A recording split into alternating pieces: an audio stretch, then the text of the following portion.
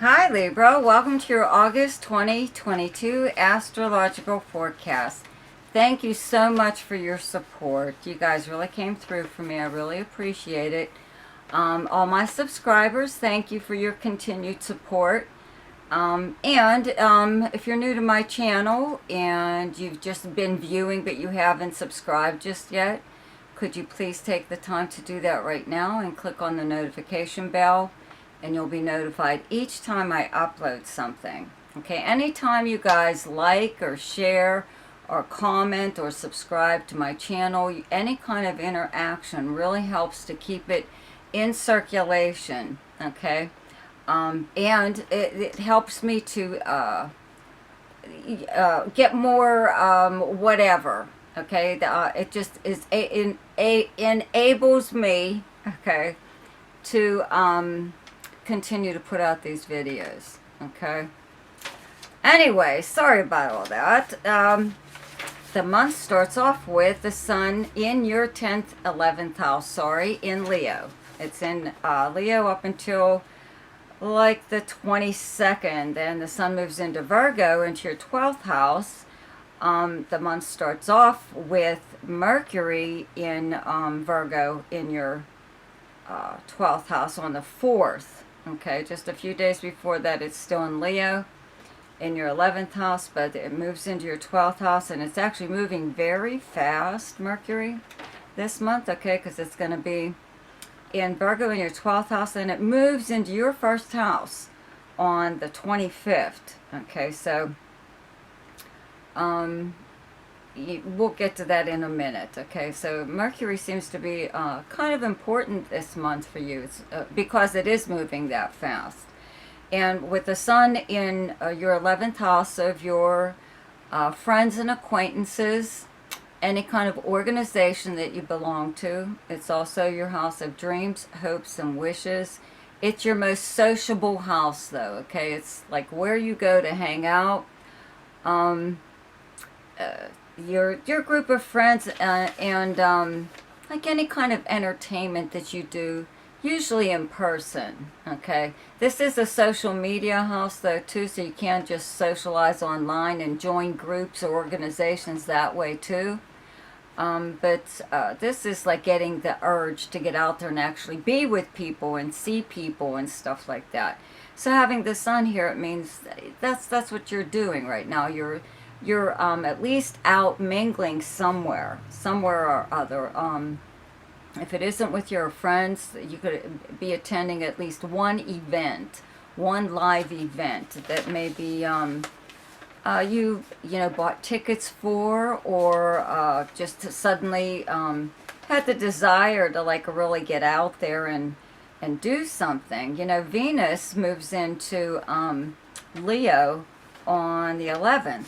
Okay, so Venus will move into your 11th house here, and it's here till the end of the month at least. So it means like a lot of good times, like with your friends or when you're out somewhere, having fun socializing, even possibly making a new friend or acquaintance, something like that. But you could be attending something that's Venus related as far as this event goes. It could be even like visiting an art gallery, or seeing a live band, seeing a play. Could be film, movie, something like that. But it's something that is covered by your ruling planet, Venus. Okay. Let's see here. Well, yeah. So the sun and Venus are here in your 11th house. Just like Venus till the end, the sun till like the 22nd. Okay, when the sun moves into Virgo, into your 12th house of secrets and behind the scenes actions taken by you or someone else. There's also a new moon in Virgo in your 12th house on the 27th. There's actually a full moon in Aquarius, okay, on the 11th. Where you have Aquarius in your chart is your 5th house of fun and entertainment of any kind, creativity, romance, gambling. Okay, it's directly across from your 11th house of Leo. So around this full moon, You know, you could either possibly run into an old flame when you're socializing, when you're out or something like that, or even online. Or there could be something going on where maybe you attend a party or a gathering of some kind. If it's around this full moon, the time of this full moon, um, there could be a person in your group of friends that really kind of gets on your nerves, but they're a friend of a friend. They're not really your close friend. So they're like always there because your friend always invites them to things, you know, that you guys are going to do. And this could be one of those times where they just really get on your nerves. You know, the full moon may happen um, maybe in romance. You know, there's Saturn is in Aquarius in your 5th house. So it's put a bit of a damper on your love life, your creativity, responsibilities regarding a child, even anything. You know, you just feel... I don't know, maybe stifled in some way or other. So this full moon could be the very thing that breaks you out of all of that. Full moons exist to bring like problems to the surface where they can be dealt with. A lot of times it happens like very explosively, but I really don't think that's something that's happening for you. You know, I just feel like you're really going to discuss something with someone who's either a friend or possibly a romantic interest, you know, or if this is regarding a creative project, you may decide you want out. It's too much of a burden or something or other. You could be just really trying to get rid of a burden of some kind, okay? And that sets you free. You know, your 11th house, like I said, is dreams, hopes, and wishes. So something, you know, could be holding you back, and this could be your attempt or your actual motion, you know, the actual bringing to freedom for you, whatever happens around that full moon. So, and then you're free to do whatever you want to pursue a certain goal. Even like hang out with people that maybe your partner or spouse or somebody or other that's a romantic interest in your life, okay? Maybe they were holding you back on doing a lot of things, you know? They didn't want you, they were kind of jealous or whatever, they didn't want you doing or going certain places, and so now it looks like you're really living it up here. When these planets move into your 12th house, you're going to tone it down a little bit. This is your time to like really recharge your batteries before planets move into your 1st house and you're back on the scene again. You know, you have Venus still in Cancer up until, you know, just the first so many days of like up till the 10th. Okay, it's still in your 10th house where you're getting an awful lot of attention because of your appearance or your beauty or something about you. You're still kind of lit up as if the sun were in your 1st house, but having Venus in your 10th house is almost like having Venus in your 1st house or having it in your zodiac sign.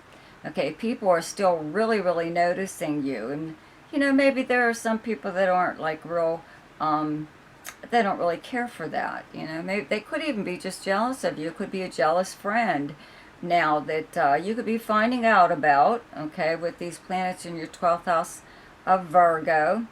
When Mercury moves here, let's see here, Mercury is the natural ruler of Virgo, so it does really well here. I always say when Mercury's in your 12th house, it brings out the investigator in you. So this is a time where you could either secretly be checking up on someone or just trying to find out more about them or something. It doesn't even necessarily have to be a person.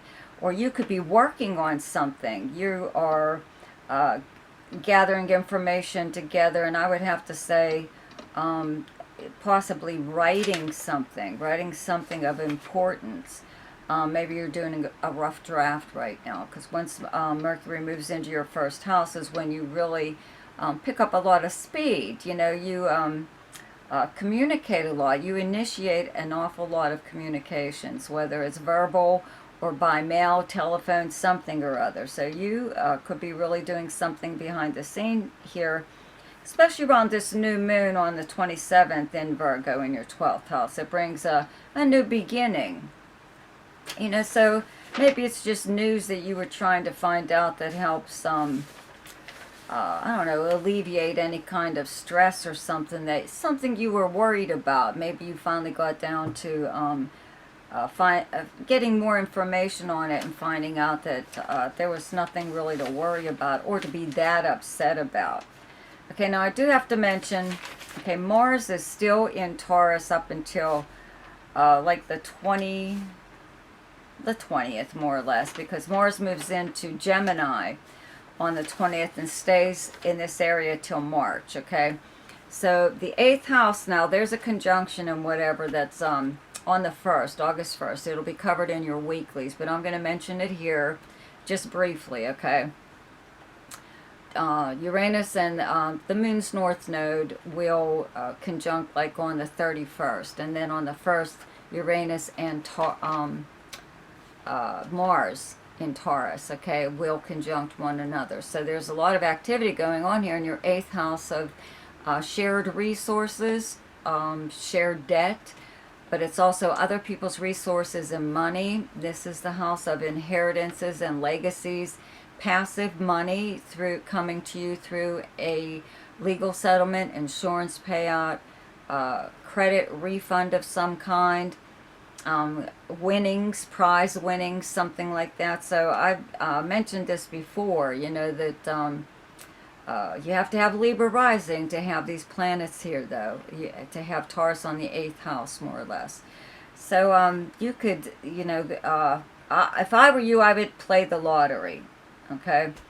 As often as you can, but especially around this, I'm putting this up on what's today, Friday, like this weekend, up until, you know, like next week, if you could, I would play the largest jackpot that is in your area. In the U.S., we have Mega Millions tonight, and we have the Powerball tomorrow. So whatever part of the country you're from, there's got to be some kind of contest or lottery or prize money that can be won. So I would enter if I were you. Okay, because when Mars moves into your 9th house of legal matters, publishing, media, it is an internet house. It's a travel and communication house, but usually long distance travel and communication. It's foreign travel, foreign people who live or are from another country or are from a completely different background than yours. It's also the house of higher learning. Even at this time, you may be learning something behind the scenes. With these planets in Virgo in your 12th house, you're learning how to do something that is going to help you in some way. It could help your career or it could help you personally. But you're going to keep at it, though, too. Mars is going to be here for a long time. But if you are involved in any kind of legal matter that involves shared property, or anything that you may share with someone else, this might be a long, it could be long and dragged out lawsuit or some kind of just a court case or something, you know, trying to divvy up what you own with someone else. Okay, but it could also be like a really nice winning of some kind, and of course nobody wants that but you, right? So the person, let's say if it is a legal matter that did not win, they are going to fight this as much as they possibly can. So that's what that Mars there in the 9th house up until March might bring about, okay? That you are on the winning end of something that someone isn't, they don't like it. Oh well, too bad. Okay, so, you know, Uranus turns retrograde on the 24th, and that puts all of the outer planets in retrograde motion. Okay, Jupiter through Pluto, everybody's retrograde. So if things feel like they've slowed down a little bit, they have. Just a teensy bit, though, but what it does is it gives you the time to, like, review or change your mind about things. So when Uranus turns retrograde in this 8th house of Taurus, okay? After this conjunction and stuff, you know, you may be able to find out just a little bit more of what's going on. You know what I mean? What's the problem? Why would someone have a problem with whatever it is that you're on the receiving end of? You know, that you want, that's yours. That's yours, okay? So let me see anything else here. That's pretty much it. You know, whatever you're working on behind the scenes, you know, it doesn't necessarily have to be a secret.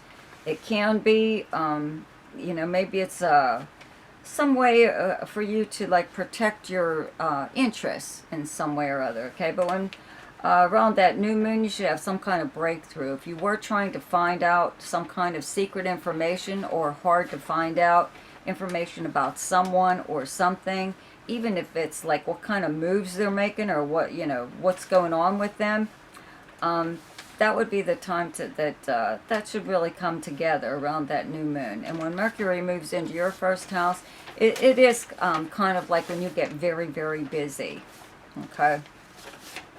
So the best time to do something each month is when the moon is in your own sign, and the moon is in Libra on the 2nd, 3rd, 4th, 29th, 30th, and 31st. The best time to lay low is when the moon is in your opposite sign, and your opposite sign is Aries, and those dates are the 14th, 15th, and 16th.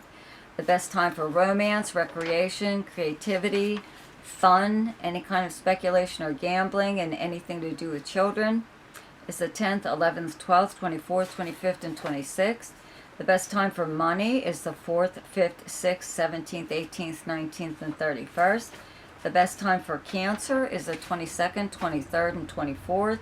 And the best time for communication and travel is the 6th, 7th, 8th, 19th, 20th, and 21st.